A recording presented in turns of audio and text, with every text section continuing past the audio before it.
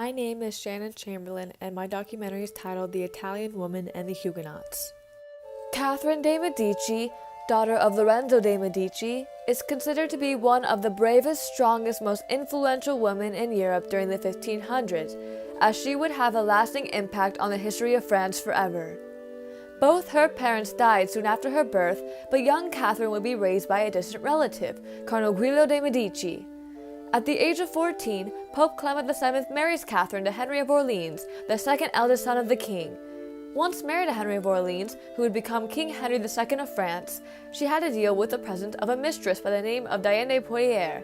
Henry II was weak-minded, causing Diane de Poitiers, as Catherine called her, the old prostitute, to have an influential power over French politics, a fact that Catherine despised. Once Catherine had her first child with the king, her position augmented. Her husband would die in a jousting tournament, leading to their eldest son, Francis II, to take the throne. She was said to be in grief for the rest of her life, dressing in black. Her emphasis on black clothing can be seen in various portraits of her, such as painted by Clouet. Francis II too was weak-minded and only ruled for 17 months before his death. This led to her second son, Charles IX, to rise to the throne at a mere 10 years old. Becoming a regent for her son, Catherine was finally able to have a stronger hold over France. Catherine was a proud mother and cared deeply for her children. As her letters indicate, she carefully utilized her motherly authority to further her political role.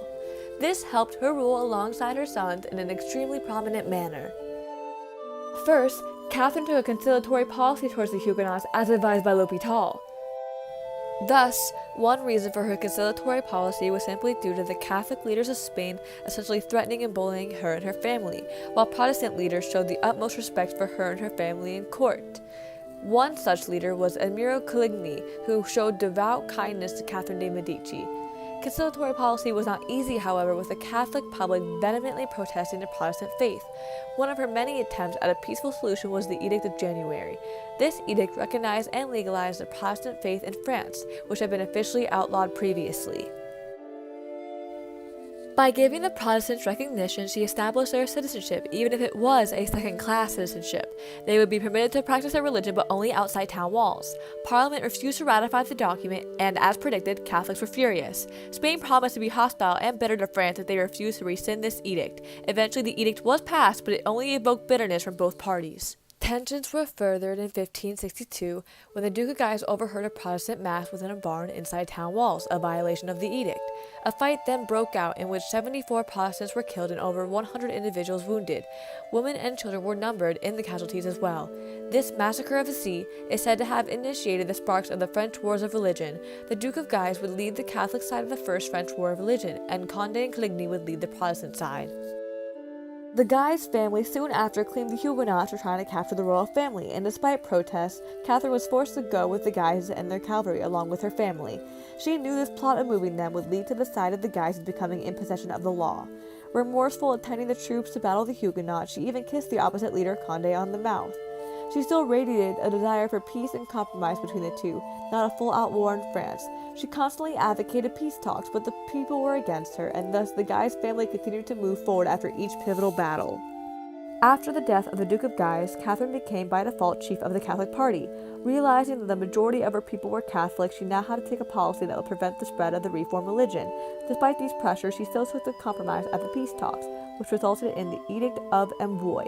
This document allowed Huguenots to think freely and worship inside their homes. Neither of the two parties were satisfied, however, and general dissatisfaction ensued.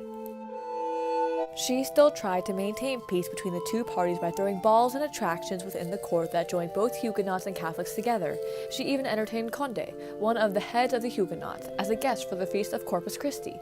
She hoped these policies would prevent the sides from killing one another. What led Catherine de' Medici to change her position on the idea of peace and compromise between the two religions? For starters, once the First War of Religion had ended, Catherine was flooded with complaints from Coligny, and she declared that if the Protestants continued to break the law, she would retaliate without respect to persons or religion or any other consideration but the peace of this state. Thus started the beginning of descent for Catherine into feelings of vengeance for the Protestant party. Protestants also began to attack Catholics out of fear that during 1567, Catherine and the Spanish were plotting with a secret plan to raise troops against them. One attack even involved the killing of monks, and Catherine began to take a cooler view of the Protestants, saying that their actions were no better than that of the Turks.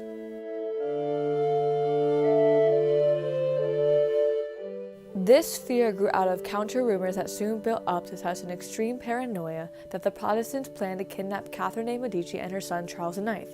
Catherine de' Medici's main concern was always for her sons. Thus, the surprise de Meaux, or the plot to kidnap the royal family at Meaux, was one of the strongest influences in Catherine de' Medici's end of conciliatory policy, as well as a spark to the Second French War of Religion. Frustrated by the successful escape of the royal family from their plot, the Protestants began to plan to besiege Paris. Condé made religious demands but also established a personal attack against Catherine by claiming the French women and men were suffering and paying for the greed of foreigners and Italians during peacetime, which was meant to reference Catherine's excessive expenditure in the court. Her court was famous for its luxury, as the memoirs of her daughter Margaret show the kind of elegant clothing worn at court, as well as the ornate activities that took place, such as dancing. This ad hominem was the last straw for Catherine. Upon meeting at the King's Council, Catherine officially ended her conciliatory policy towards the Huguenots, in which she stated that she needed to combat their unprovoked treason, which in turn was deemed the greatest wickedness in the world. The days of an enlightened, tranquil Catherine were now gone. An army was built up by the king and Catherine, as well as a counter-army by Condé and Coligny. Catherine attempted to formulate a secret plan in 1568 with the rebel representative Chatillon in order to end the war. The secret plan was leaked, and Parisians were astounded that the queen was willing to compromise with the rebels when they themselves were squeezed for taxes to support the army. A scuffle occurred between officers and Parisian protesters as a result. Despite the cold winters of 1567 to 1568, the Huguenots made considerable advances. Condé managed to lay siege to Chartres. However, his campaign stopped there due to a lack of funds and supplies. Charles was upset at the incompetence of his brother, Francis, who was put in charge of the royal army, and Charles demanded that he himself be put in charge of the army, but Catherine forbade to put her son in such a position of danger. After Condé was unable to complete his campaign, and due to frustration on both sides, peace talks were achieved, and the Peace of Langevin was signed in the March of 1568.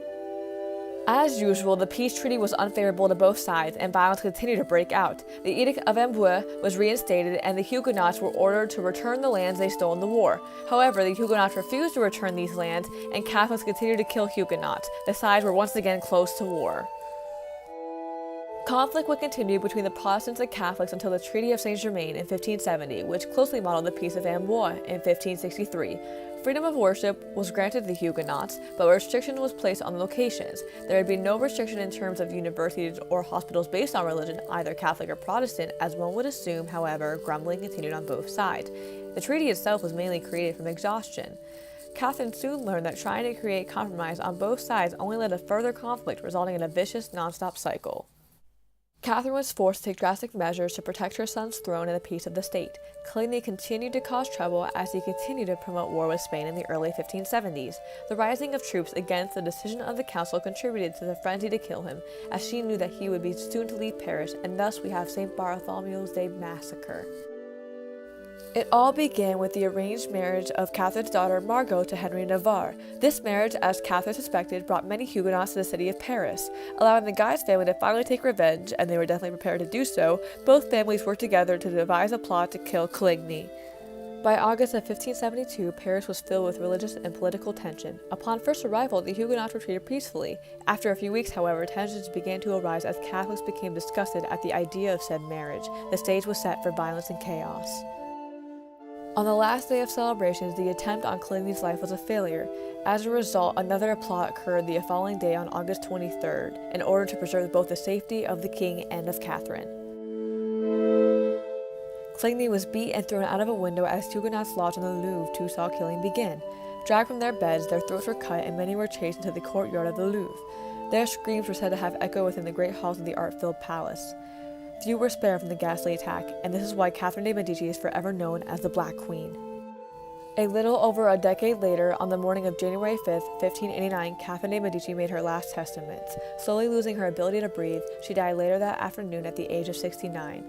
Her funeral took place on February 4th, and her last child alive, Margot, died in 1615. Thus was the perish of the Valois dynasty.